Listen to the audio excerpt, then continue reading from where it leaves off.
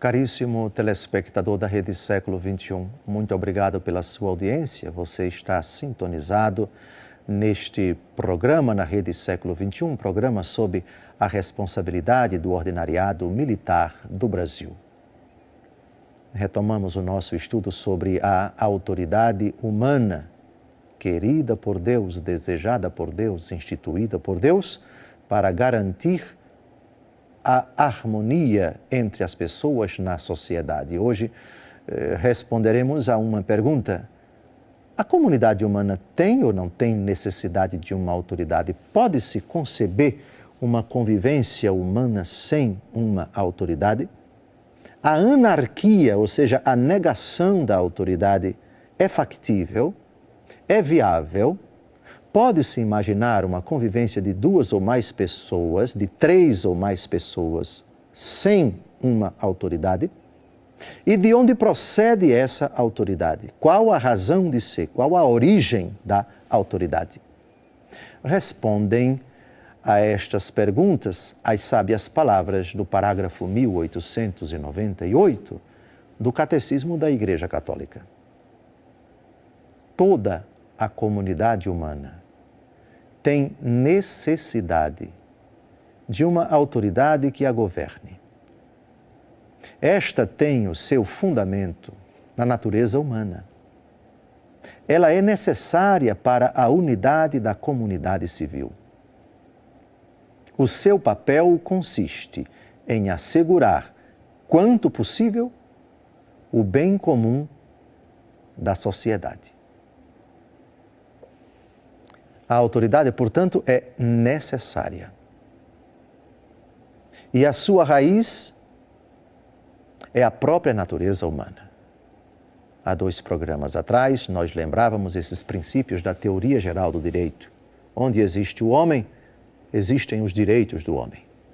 Todo ser humano, imagem e semelhança de Deus, tem direitos, tem algo que é próprio da sua natureza, de imagem e semelhança de Deus.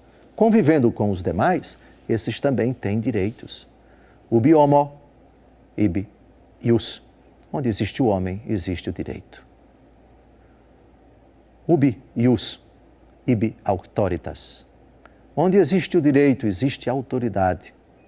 Porque é preciso que todos os homens que tenham direito, convivendo uns com os outros, diante da possibilidade de esses direitos serem desrespeitados, é preciso que tais homens que têm direitos se imponham também deveres.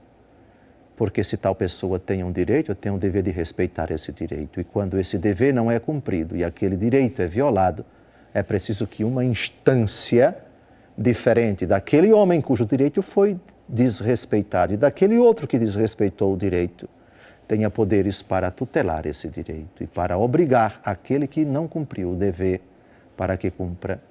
E aí entra a autoridade, que tem poderes para estabelecer leis vinculantes para todos e obrigar que as pessoas cumpram essas leis e punir aqueles que violam essas leis. Eis o papel da autoridade: assegurar, quanto possível, o bem comum da sociedade. Trata-se, portanto, de um papel, de uma função, de uma realidade que tem como missão precípua tutelar, garantir e fazer cumprir atitudes, obrigações, deveres que garantam o bem comum. Respeitar os direitos, tutelar os direitos, proteger os direitos das pessoas e das instituições, particularmente a família, com poderes para urgir, para obrigar, e se for o caso, para punir. Isso Deus quis na convivência humana. Citamos Romanos capítulo 13, versículo 1, toda autoridade procede de Deus. A autoridade humana, portanto, que decorre da própria natureza humana, é expressão da vontade de Deus para todos os homens.